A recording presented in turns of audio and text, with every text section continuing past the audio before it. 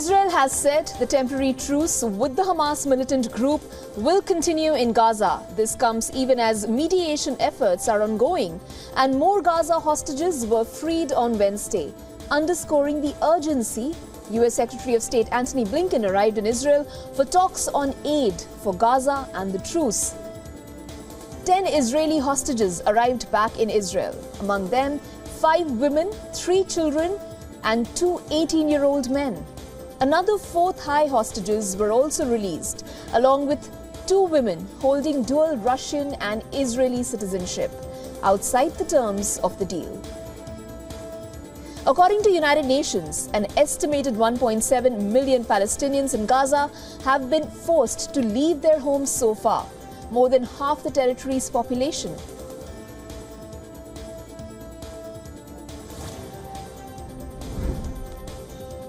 Hamas released a video showing 16 hostages being handed over to the International Committee of the Red Cross. In a repeat of scenes over the past 6 days, during the humanitarian pause in hostilities, the civilians were released to the International Committee of the Red Cross and driven in vehicles to Israel. 2 Russian citizens and 4 Thai citizens were released outside the framework of the agreement. The hostages freed are among some 240 people seized by Hamas gunmen when they went on a rampage in southern Israel on October 7th.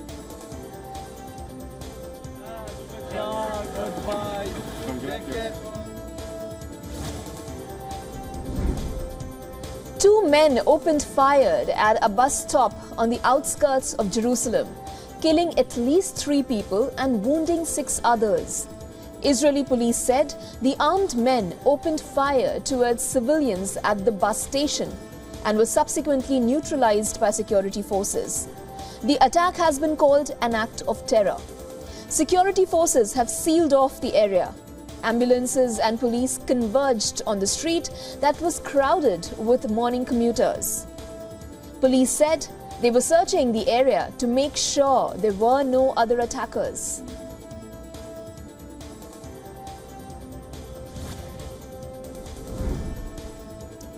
Turkey has brought in at least 44 evacuees from Gaza, including 23 patients. According to its health minister, since the start of the war, Turkey has taken in 200 Palestinians from Gaza, including 114 people for treatment. Some of the patients are children or people in need of cancer treatment. Ankara is planning to build a field hospital inside Gaza near the Rafah border to treat patients. Turkey has supported a 2-state solution for decades of conflict. It has strongly criticized Israel for its ground and air assault on Gaza.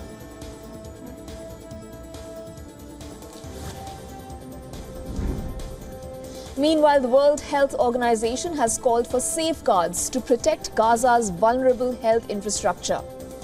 WHO also warned of the increased risk of epidemics in the war-torn region.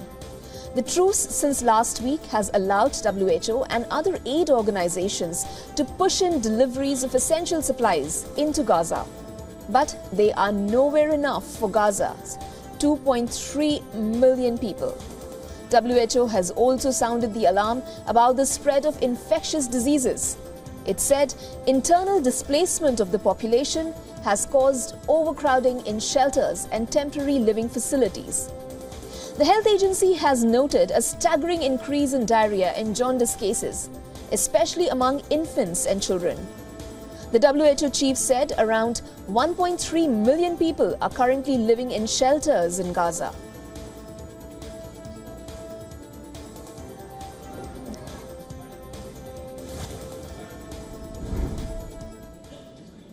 Former U.S. Secretary of State and one of the most controversial Americans of the 20th century, Henry Kissinger, has passed away at the age of 100 in Connecticut.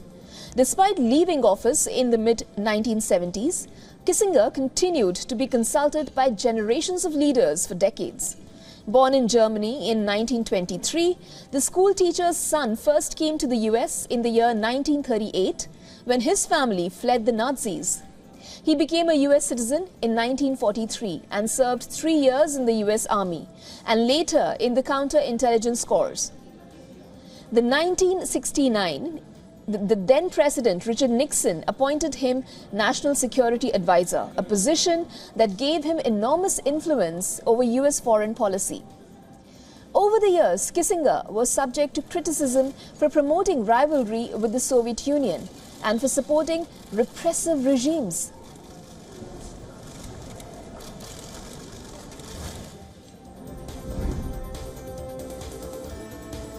Ukrainian President Volodymyr Zelensky met military commanders in the Odessa region that has seen several Russian attacks. Now, Ukraine is focusing on providing security to its maritime corridor to export goods and grain after Russia withdrew from the Black Sea Initiative. Growing numbers of ships are streaming towards Ukraine's Black Sea ports and heading out with grain, metals and other cargo. This has revived Ukraine's agriculture-dependent economy. It has also proved to be a key source of wheat, corn, barley, sunflower oil and other affordable food products to Africa, the Middle East and Asia.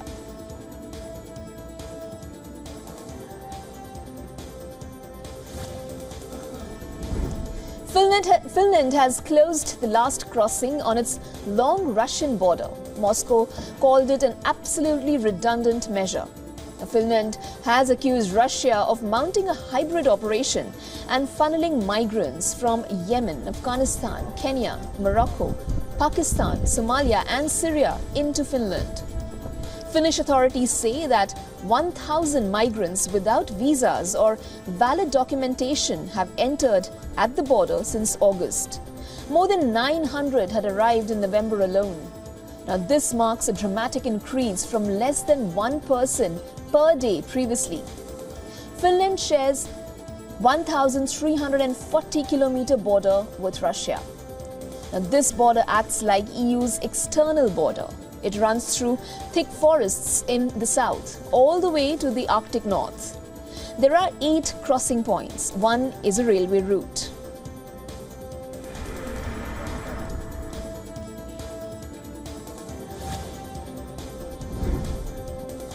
China's Foreign Ministry, Wang Yi, has said the recent increase in respiratory illnesses in China is under control.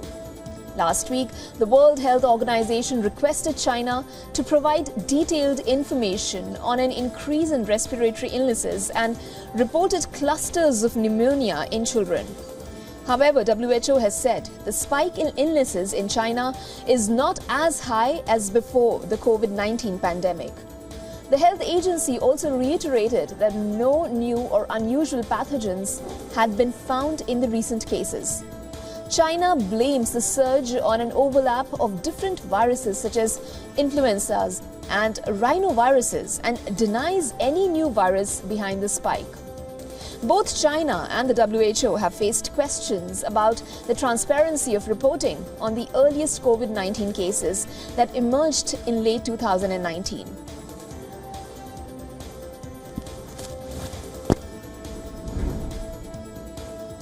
Meanwhile, North Korea said it will never negotiate its sovereignty with the United States. It also criticized Washington for why it is termed as a double-faced offer of talks while ramping up military activities in the region. Kim Yo-jong, the sister of North Korean leader Kim Jong-un, said the US showed high-handedness at this week's meeting of the UN Security Council over North Korea's recent launch of its first spy satellite.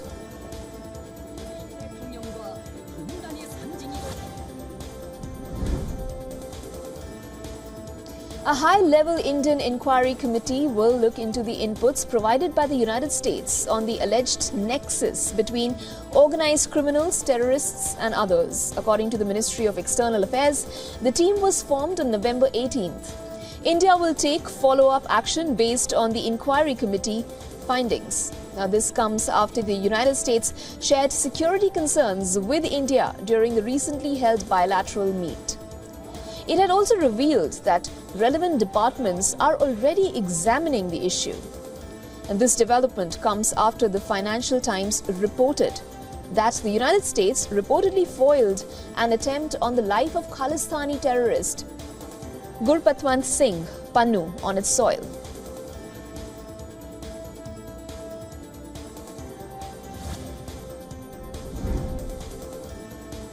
Argentina's Legislative Assembly on Wednesday proclaimed Javier Milei and Victoria Villarruel as President and Vice President-elect following their election victory 2 weeks ago. The session to ratify the November 19th election result was led by the President of the Senate and outgoing Vice President of the country. According to the Argentine law, the elected President and Vice President must be accredited by the country's Legislative Assembly before being sworn in. Right-wing Milei, who takes office on December 10th, faces a huge challenge to tame price rise, rebuild depleted foreign currency reserves, and bring down poverty.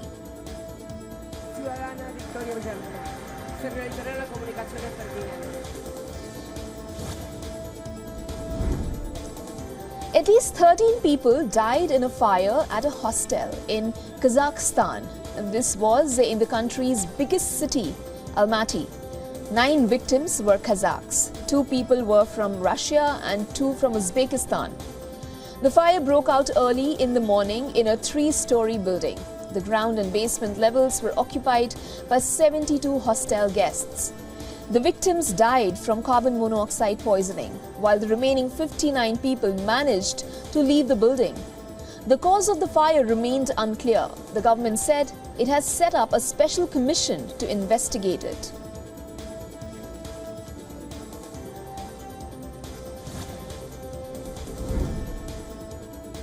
About 200 South Korean farmers held a rally near the presidential office in capital Seoul. The farmers breed and raise dogs for human consumption. They demanded the government to scrap a plan to ban the controversial centuries-old practice.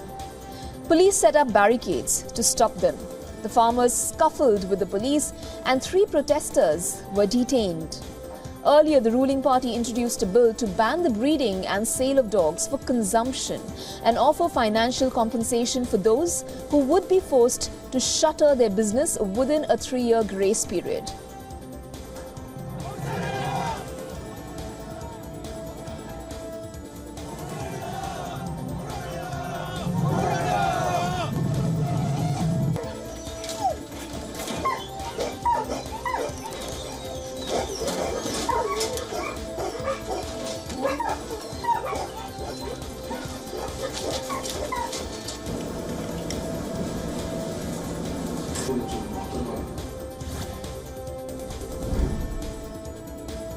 Hundreds of reporters staged a protest in Acapulco after 4 journalists were shot and wounded in southern Mexico.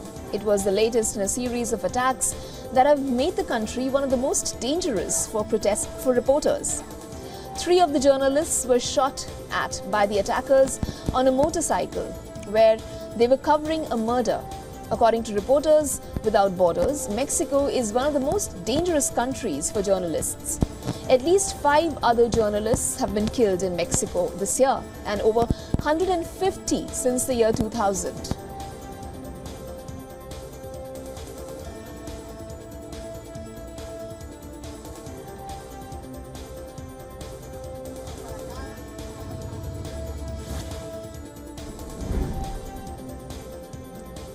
Meanwhile, over in Dubai, COP28 has officially begun. Year 2023 has been marked by record heat, drought and other extreme weather conditions.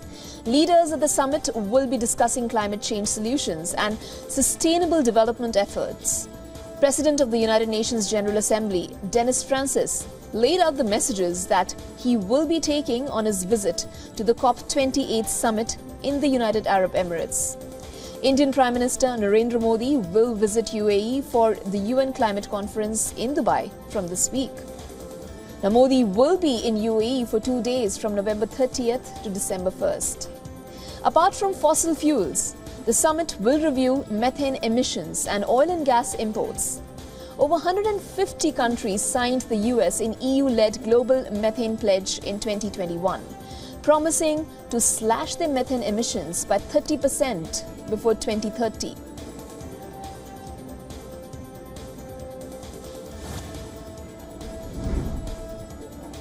Amid the start of the COP28 summit in Dubai, scientists have urged world leaders to act urgently on the solution in Antarctica.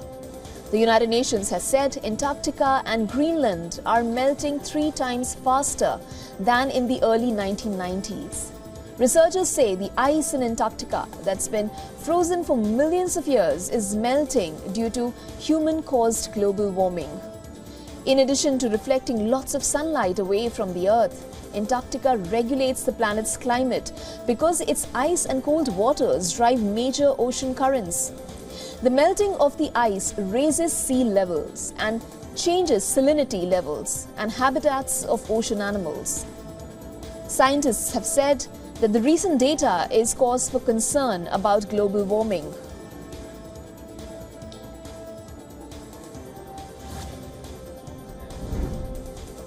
Significant winter weather hit New York as more than 40 inches of snow fell over the past 2 days. The National Weather Service in Buffalo, New York said that visibility would be sharply reduced and the most affected areas will be south and southeast of Lake Erie.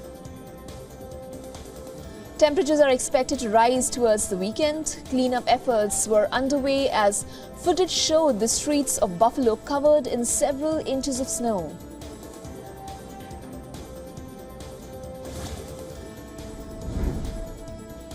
Microsoft will take a non-voting observer position on OpenAI's board, according to a statement by CEO Sam Altman. The observer positioned on the board means Microsoft's representatives can attend OpenAI's board meetings and access confidential information, but it does not have voting rights on matters including electing or choosing directors. Microsoft CEO Satya Nadella, who had recruited Altman to Microsoft after his ouster from OpenAI, had said earlier that governance at the ChatGPT maker needs to change. The latest move underscores Microsoft's interest in the development of OpenAI and its future in innovating and disrupting the market with new offerings in the artificial intelligence space.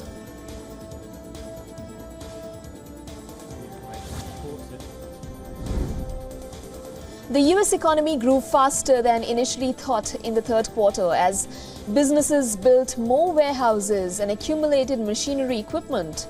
Economists who expected the world's largest economy to spill into a recession in 2023 are reassessing estimates.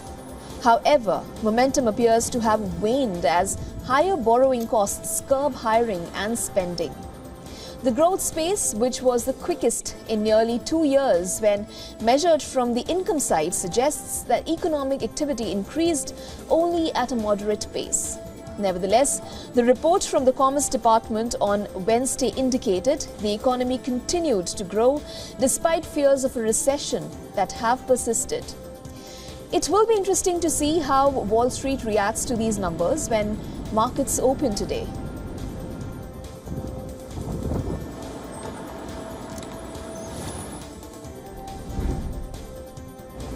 The US dollar was rooted near a 3-month low and is set to post its steepest monthly decline in a year as investors ramped up bets that the Federal Reserve is done with rate hikes ahead of a crucial inflation report later in the day.